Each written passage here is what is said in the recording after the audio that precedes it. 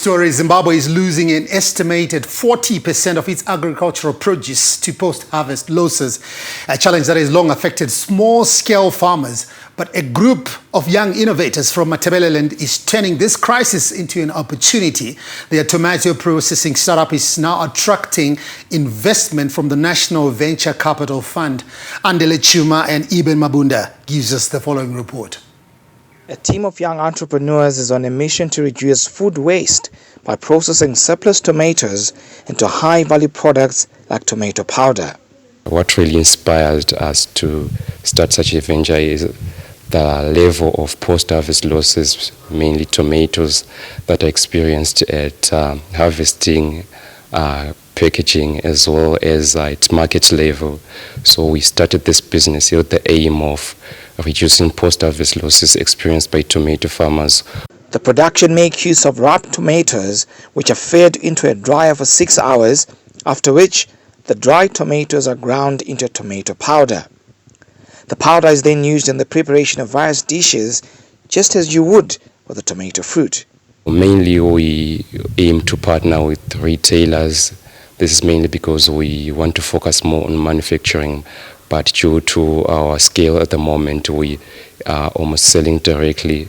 So mainly we are a business that aims to partner with more retailers, specifically big retailers across the country.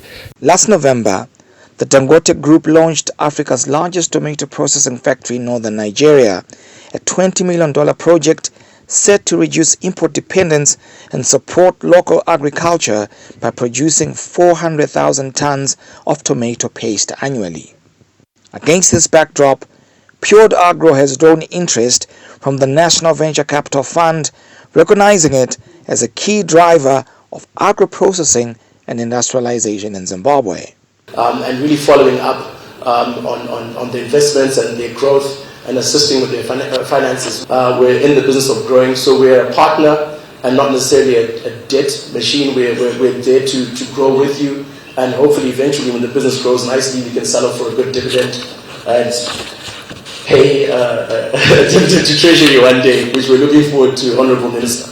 The government set aside $4.5 million in the 2025 national budget, earmarked for startups and SMEs through the newly launched National Venture Capital Company of Zimbabwe. We want all these innovation hubs to be linked to the National Venture Capital Fund, and I think we've already signed an MOU or about to be signed, obviously works institution by institution, where we identify at least one entrepreneur from an innovation hub in some university. With investment now secured, the startup aims to expand operations, improve distribution, and position Zimbabwe as a hub for processed agricultural products. I'm excited when I see things like this happening because we were talking about innovation.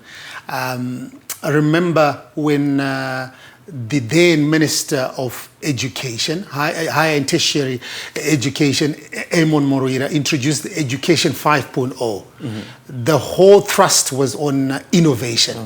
Yeah, because we were producing graduates that were looking for work instead of producing graduates that would then be employers. So now when you see success stories like this, you know, from the Innovation Hub, look, we've got a lot of tomatoes in this case. From the farmer, you go to the market, a lot of losses, and 40% is a big number. It's a big number. Yeah, and now they are taking all these tomatoes, putting them into tomato powder. I know we are well synonymous with tomato puree or tomato paste, but most of these products are imported from outside the country.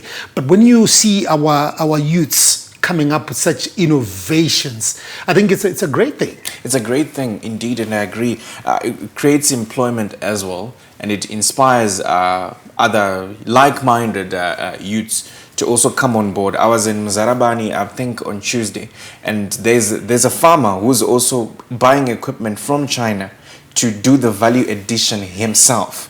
He bought a blast freezer, something he calls a blast freezer. The reason why is because of the same thing. he doesn't want to lose his agricultural produce. So when he produces, he puts them in the freezer and then they're ready to be exported. So there's no loss in terms of, So he's doing very, very, very well. And lots of Zimbabweans, particularly he's very young, he's under 40, he's doing very well for himself. And it's exciting to see that happening. But, you know, most of these things have been there. Yeah. But I think it's just now acquiring the machinery as we are moving with the times. Yeah. Because you look at issue yama tomatoes or even vegetables. Yeah. Kumusha kwa namai vanita mufushkwa. You know, some of us grew up on these things. Yes, grew up on these things. Yes. But it's a good thing because they didn't have that focus of then trying to make it a business. You sell. Although if you go to Mbare Musika today, you can buy mufushkwa and all. But this